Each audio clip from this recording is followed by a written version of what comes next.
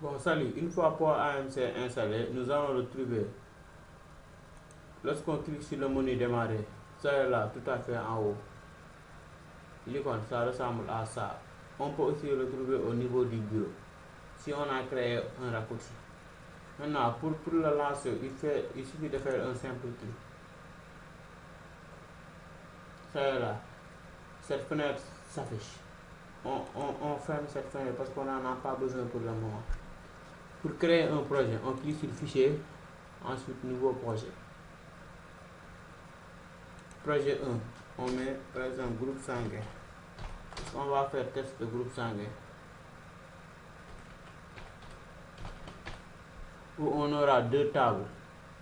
Le projet sera affiché au niveau du document. On clique sur OK.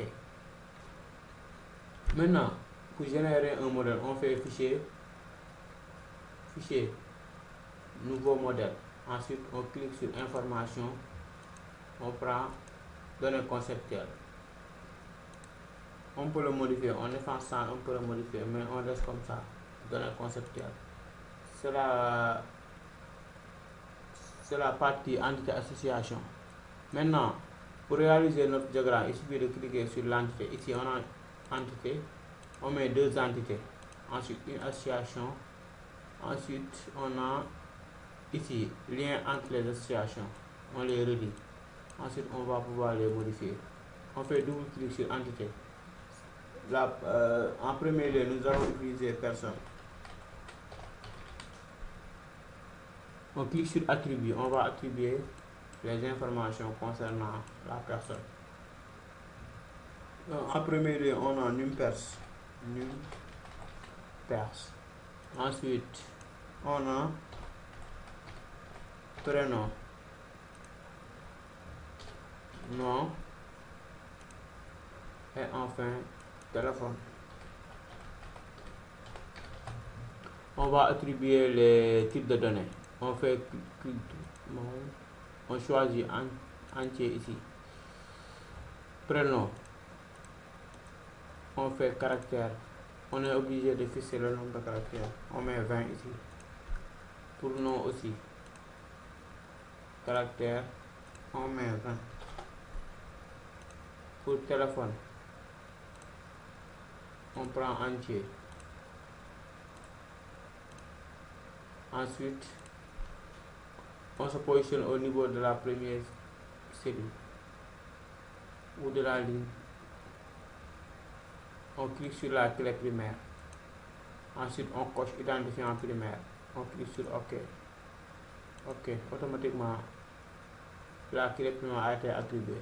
Maintenant, on fait double clic sur l'autre entité. Ici, on l'appelle groupe sanguin.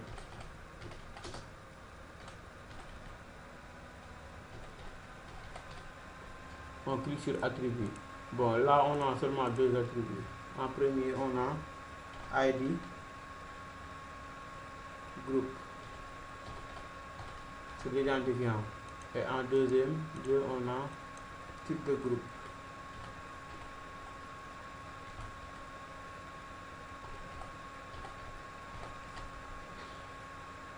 On met les types de données.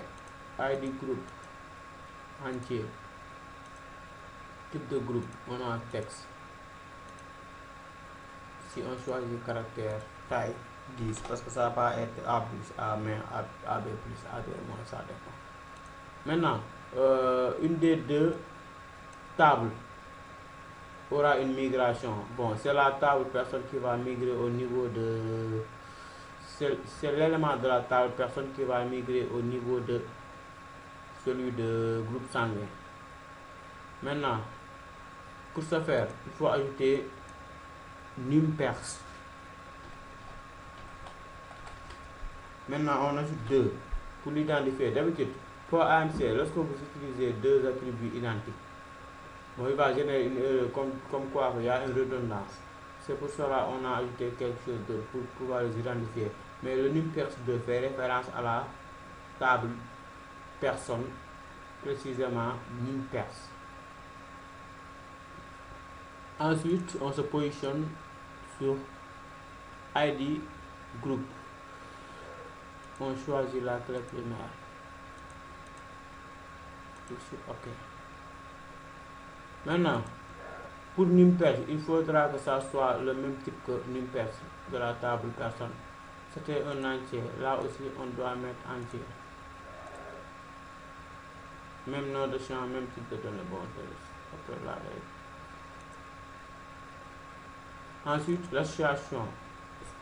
C'est recommandé d'utiliser le verbe avoir. On doit utiliser un verbe à l'unité pour faciliter la lecture des cardinalités. Là, on a une personne A, un seul groupe sanguin. Dans un groupe sanguin, on a plusieurs personnes.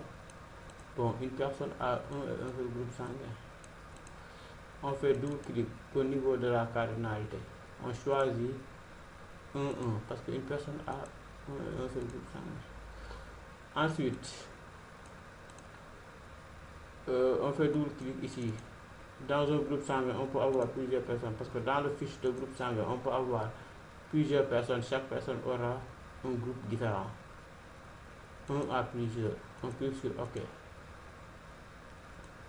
Là, c'est fini. Maintenant, bon, une fois modèle anti-association achevé, on va générer le reste. On clique sur outils. On met générer le modèle logique de données. Cette fenêtre s'ouvre. On met MLD, modèle logique de données. On clique sur OK. Ça va générer automatiquement le MLD. On ferme ici. Ça est là, le MLD. Ensuite, le reste, on met outils, générer le modèle physique de données. On enlève là où il y a MLD, on met MPD.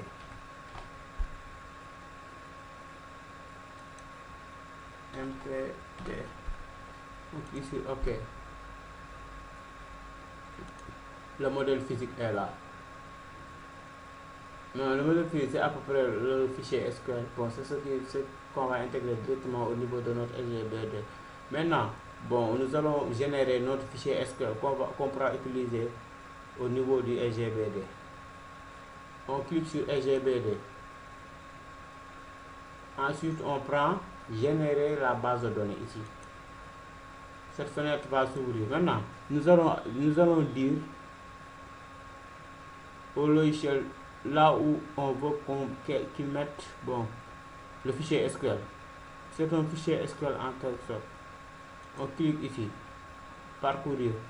On clique sur bureau, ensuite on met OK. Maintenant, le nom du fichier est là. C'est l'extension .sql. Si vous changez l'extension, ça risque de poser problème. Vous pouvez changer le nom, mais ne touchez pas à l'extension. Ensuite, on clique sur OK. Bon, il a dit que ce fichier existe déjà, c'est normal parce que je l'avais déjà créé tout à l'heure. Je dis oui. Ensuite, je ferme. Maintenant, je vais au niveau du bureau.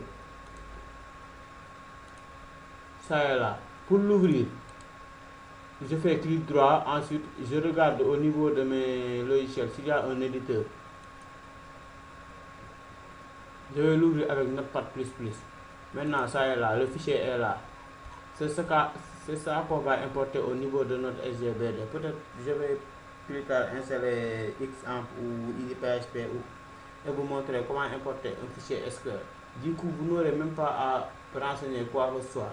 Il suffit de mettre le nom de la base de données. Ici, c'est groupe sanguin au niveau du SGBD.